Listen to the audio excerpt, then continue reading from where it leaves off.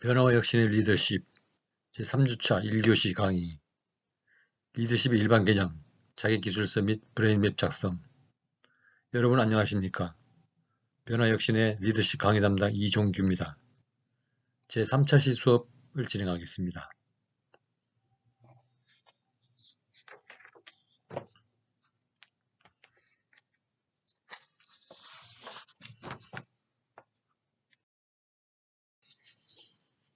오늘은 지난 1, 2주차 강의 내용에서 중요한 사항들에 대한 문제들을 풀어보면서 다시 복습을 하는 시간을 가져볼까 합니다. 1, 2주차에 너무 많은 내용들을 빠른 시간 내에 했기 때문에 리더십에 대해서 정확한 개념과 의미가 아직 형성이 안 되었을 줄로 생각합니다. 다시 한번 재방문해서 1, 2교시에 했던 내용들을 살펴보면서 리더십에 대한 의미를 다시 되새기고자 합니다. 그리고 오늘 본 수업인 삶의 목표와 브레인맵 작성을 실습을 겸해서 하는 것으로 하겠습니다. 오늘 수업은 첫 번째, 1, 2자실 강의 내용의 재방문, 두 번째, 자기기술서 및 브레인맵 작성, 두 번째 섹션에서는 자기기술서와 브레인맵 작성의 목적과 의의, 자기기술서, 브레인맵, 글로 쓴 목표의 힘에 대한 에피소드를 하나 살펴보겠습니다. 그 다음 4차시 강의를 예고하겠습니다.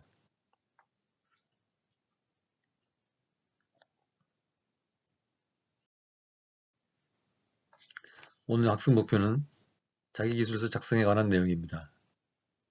자기기술서 작성은 두 부분으로 구성되어 있습니다. 먼저 자기기술서의 첫 부분은 삶의 목표 또는 인생의 목표를 생각해보고 약 3줄 정도로 간단히 작성을 합니다.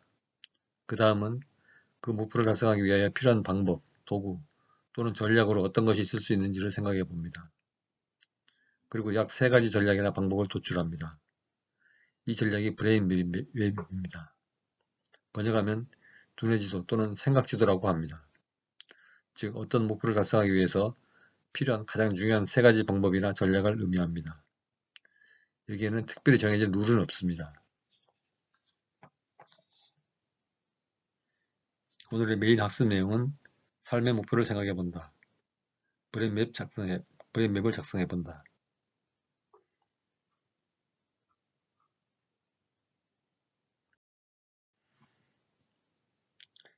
브레인맵 본론에 들어가기 전에 리더십 이론 개요 관련 총 10문제를 풀어보고 가겠습니다. 이 문제는 중간고사를 대비해서 문제은행으로 제시된 문제로 여러분의 비대면 학습의 난점을 보충하고 학습을 지원하기 위해서 준비한 것입니다. 출제된 문제은행의 내용은 지난 시간에 정답만 한번 훑어본 것인데 오늘은 이해를 돕기 위하여 약간의 상세 설명을 보충해서 말씀드리고자 합니다. 이렇게 제시된 문제은행을 충분히 학습하여 두면 중간고사에 대한 부담을 덜 수 있을 것으로 생각합니다.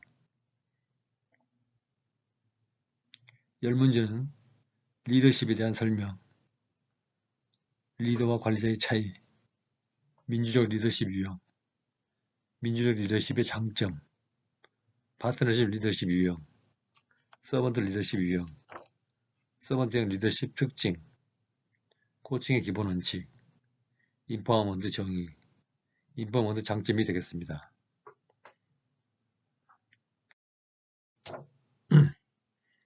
1번 문제입니다. 1번 문제는 리더십에 대한 설명으로 틀린 것은 이렇게 돼 있고, 첫 번째, 리더십은 조직의 목표와 관련되어 있으므로 조직의 목적 달성을 위해 영향력을 행사하는 집단 과정이다. 맞죠?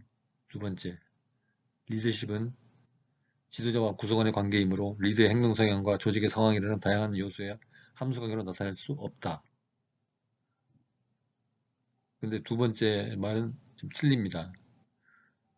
리더십은 지도자와 구성원의 관계이므로 리더의 행동 성향과 조직의 상황이라는 다양한 요소의 함수관계로 나타난다. 이렇게 돼 있죠. 세 번째, 리더십은 리더의 권위를 통해서 발휘되는 것이므로 리더의 지위, 전문성, 자질 및 특성과 관련된 속성이다. 맞죠? 넷째, 리더십은 구성원들이 리더의 영향을 받겠다고 동의해야 한다는 사실이 전제된다. 맞습니다.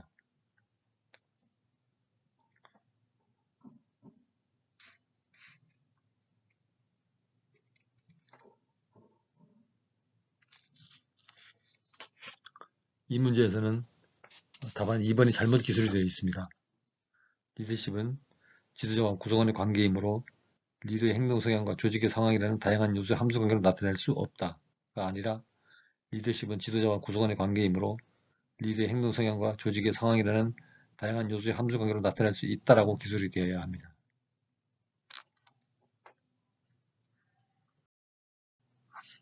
2번 문제. 2번 문제는 관리자와 리더의 차이를 구분하는 문제입니다.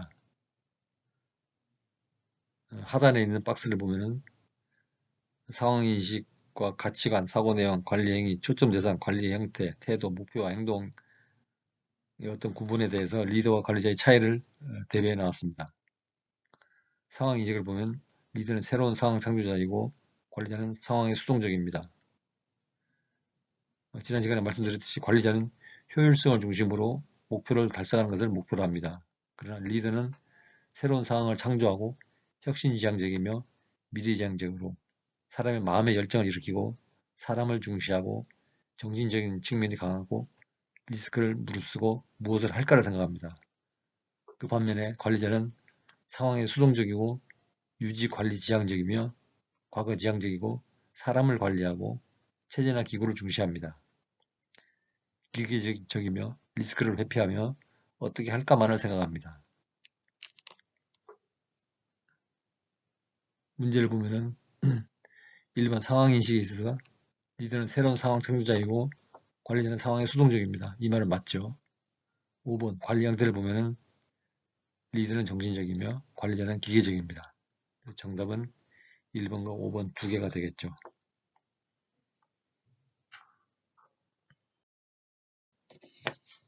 복수 문제 3번. 3번 문제는 민주적 리더십 유형과 관계가 없는 것을 찾는 내용입니다. 민주주의형 리더의 특징을 살펴보면 첫째, 구성원들을 적극적으로 참여하게 합니다. 리더는 팀원들의 한 사람도 소외됨 없이 동등하다는 점을 확신시킴으로써 조직 업무 모든 방면에 참여할 수 있도록 합니다. 둘째, 토론을 장려합니다. 리더는 경쟁과 토론의 가치, 즉 조직의 원활한 의사소통의 가치를 인식하고 조직이 나아갈 새로운 방향의 설정에 팀원들을 참여시킵니다. 세 번째로, 민주형 리더십의 유형이 민주주의에 근접한 형태라는 점에서 알 수 있듯이 이 유형의 리더들이 비록 민주주의적이기는 하지만 최종 결정권은 리더에게만 있습니다.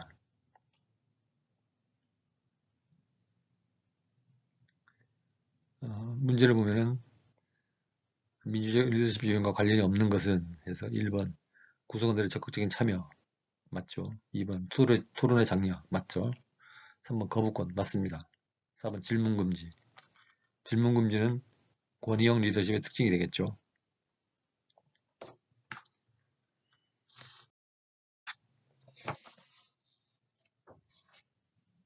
4번 문제. 4번 문제는 민주형 리더십의 장점을 물었습니다. 민주형 리더십의 장점을 살펴보면 첫째, 조직원 스스로 능력을 인식하고 발휘하도록 이끌어주는 것이기 때문에 동기와 사명감을 증진시키고 두 번째, 집단의 원활한 의사소통을 권장함으로써 조직 전체의 새로운 정보 교환이 활발하게 이루어집니다. 셋째로, 객관적 입장에서 칭찬과 격려가 이루어지기 때문에 조직을 평등한 분위기로 발전시킬 수 있다는 장점이 있습니다. 반면 민주형 리더들의 단점으로는 첫째, 의견 수렴에 자칫 많은 시간이 걸릴 수 있기 때문에 긴급한 결정을 할 경우에 어려움이 있습니다. 둘째, 진행하고 있는 프로젝트에 구성원들이 흥미와 성취 욕구가 강하지 않거나 충분한 지식과 정보를 갖추고 있지 않은 경우에는 활동성이 떨어진다는 단점이 있습니다. 보기를 보면은 1번, 의견 수렴에 자칫 많은 시간이 걸릴 수 있기 때문에 긴급한 결정을 할 경우에 어려움이 있다. 이 부분은 민주적 리더십에 대해서 맞는 얘기지만 장점이 아니고 단점이 되겠죠. 그러므로 이 문제의 정답은 민주적 리더십 유형의 단점을 기술한 1번 문항입니다.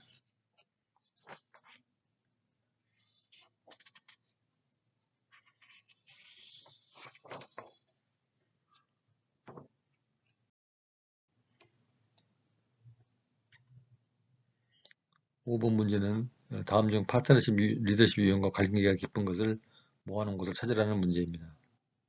파트너십 유형의 리더십을 살펴보면 첫째, 평등입니다. 리더는 조직 구성원들 중 한 명일 뿐입니다. 그는 물론 다른 조직 구성원들보다 경험이 더 풍부하겠지만 다른 구성원들보다 더 비중 있게 대우받아서는 안 된다는 것입니다. 둘째, 집단의 비전은 집단의 모든 구성원들은 의사결정 및 팀의 방향을 설정하는 데 참여합니다.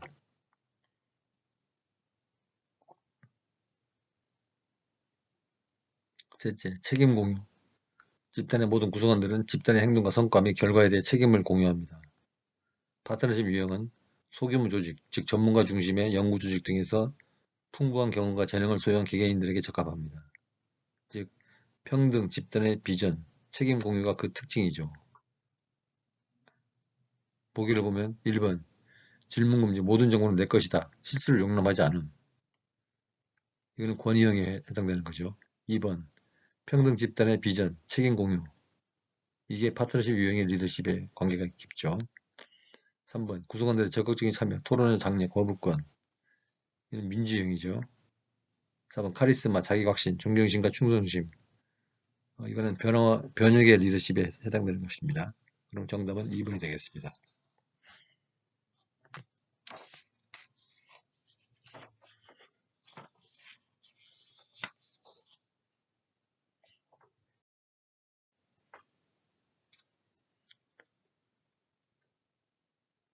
다음 문제는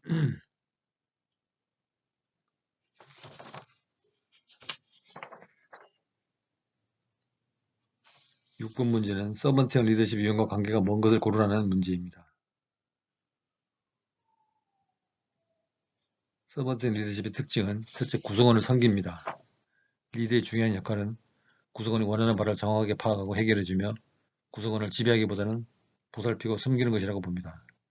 자신을 서번트라고 인식을 합니다. 둘째, 구성원 중심.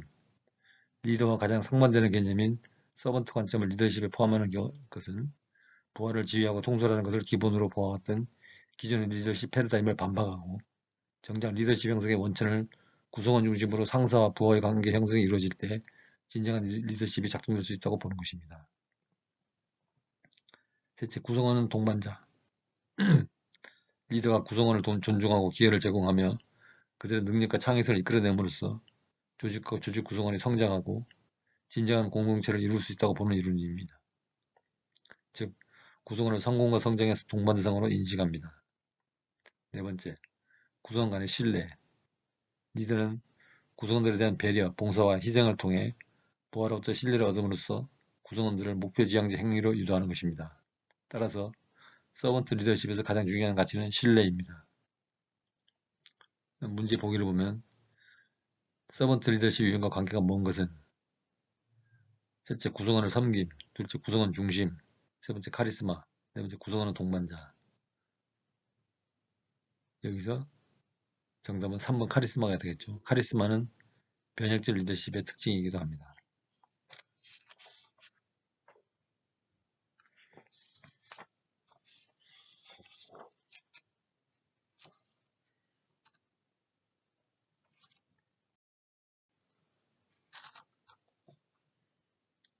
7번 문제는 서번트형 리더십의 특징이라고 할 수 없는 것을 물었습니다. 제1주차와 2주차 수업에서 서번트형 리더십의 특징은 10가지가 있다고 학습하였습니다. 그것은 경청, 공감, 치유, 인식, 설득, 폭넓은 사고, 통찰력, 청지기, 헌신, 공동체 구축입니다. 먼저 경청.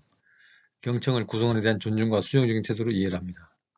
즉, 구성원이 말하는 것을 잘 듣고 잊어버리는 게 아니라 중요한 부분은 메모해서 잘 기억해서 활용하는 것입니다. 둘째, 공감. 구성원 개개인이 갖고 있는 특별한 모습을 이해하고 구성원들과 공감하기 위해 노력하며 공감하는 자세를 갖고 구성원들을 대하는 것입니다. 세 번째, 치유. 구성원들이 갖고 있는 상처와 고통의 치유에 관심을 갖는 것으로 서번트 리더가 보여주는 가장 강력한 영향력 가운데 하나입니다. 네 번째, 인식.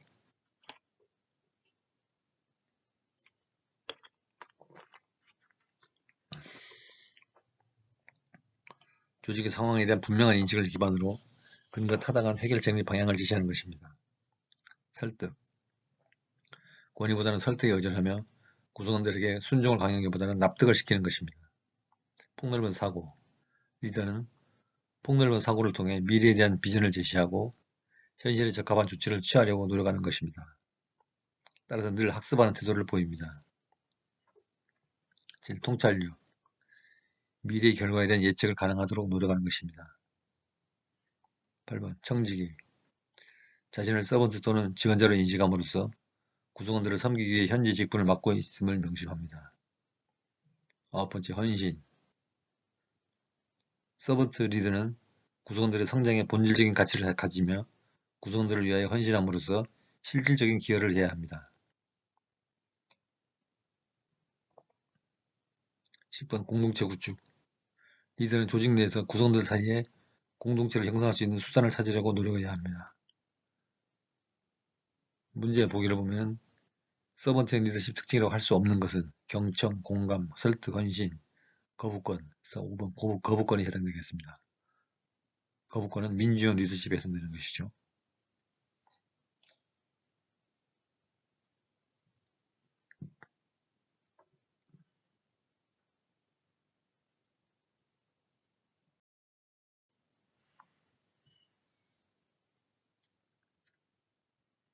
팔 번 문제는 코칭의 기본 원칙과 거리가 먼 것은? 라고 질문했습니다. 코칭 과정의 내용을 살펴보면 첫째, 시간이나 기간을 명확히 알립니다. 두 번째, 목표를 확실히 밝힙니다. 세 번째, 핵심적인 질문으로 효과를 높입니다. 네 번째, 적극적으로 경청합니다. 다섯 번째, 반응을 이해하고 인정합니다. 여섯 번째, 직원 스스로 해결책을 찾도록 유도합니다. 일곱 번째, 코칭 과정을 반복합니다. 반복하면서 필요한 내용을 피드백을 주어서 교정하도록 하죠. 8번, 인정할 만한 일은 확실히 인정하고 칭찬해 줍니다. 9번, 결과에 대한 후속 작업에 집중합니다. 코칭의 기본은 즉 거리가 먼 것은 보기를 보면 1번, 원활한 의사소통을 한다. 맞는 것 같죠? 2번, 권한을 위임한다. 이것도 틀리진 않습니다. 3번, 훌륭한 코치는 뛰어난 경쟁자이다. 맞죠? 네 번째, 목표를 정하는 것이 가장 중요하다. 이것도 목표를 확실히 밝힌다는 코칭의 과정에서 부합하는 말입니다. 다섯 번째, 코칭은 단 한 번으로 충분하게 반복할 필요가 없다. 아까 그 코칭 과정에서 보면은 코칭 과정을 반복해서 피드백을 준다고 했습니다. 그래서 코칭은 단 한 번으로 충분하게 반복할 필요가 없다고 진술한 5번이 정답이 되겠죠. 5번이 코칭의 기본 원칙과 가장 거리가 먼 내용입니다.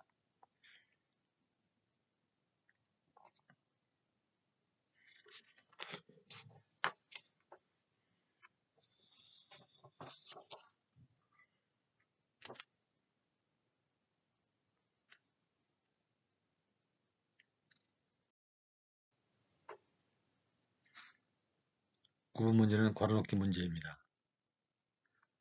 내용을 읽어보면 직원들에게 일정 부분 권한을 위임함으로써 훨씬 수월하게 성공의 목표를 이룰 수 있을 뿐더러 존경받는 리더로 거듭날 수 있도록 하는 것을 뭐라 한다.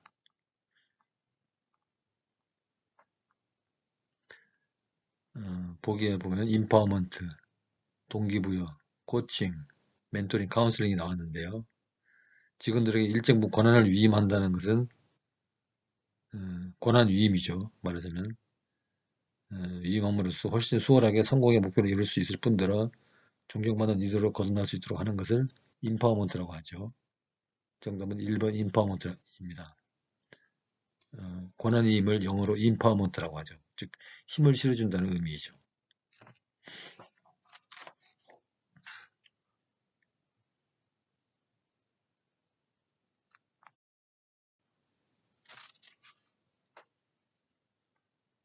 십 분 문제. 인파워먼트 장점이 아닌 것은 질문에 대해서 인파워먼트 장점을 살펴보면은 첫째, 조직의 생산성이 향상이 되고 둘째, 조직의 구성원들은 좋은 기회에 대한 큰 기대를 하게 되며 세 번째, 발전적이고 성공적인 조직을 만들 수 있게 된다. 이렇게 되어 있습니다. 인파워먼트는 리더가 가진 권한을 위임해 줍니다. 즉 리더의 권한을 그 구성원이 행사할 수 있도록 해줌으로써 그 자기 자신에 대한 책임감과 능력 발전에 대한 기회가 더 향상이 되고 그럼으로써 생산성이 좋아지고 또 좋은 기회에 대한 큰 기대를 하게 되며 성공적인 조직을 만들 수 있게 되는 것이죠.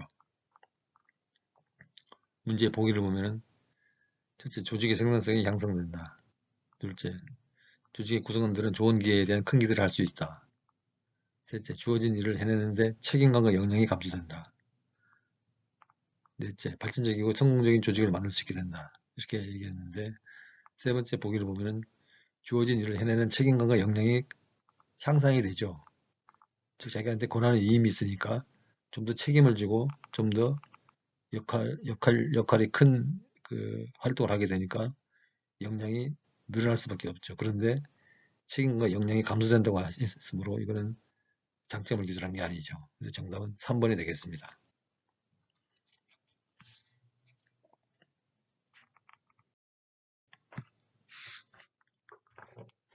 학기 초라 좀 이르긴 하지만 문제는 10문제에 대해서 풀어봤습니다. 수업을 잘 듣고 PPT를 유심히 보면 이런 문제 풀기가 그렇게 어렵지 않다는 것을 알게 될 것입니다. 이번 학기에는 이와 같은 문제은행 풀기가 몇 번 더 있을 겁니다. 항시 수업 오픈일인 화요일 9시에 부지런히 강의를 따르는 학생에게는 중간고사 부담을 덜 수 있을 겁니다.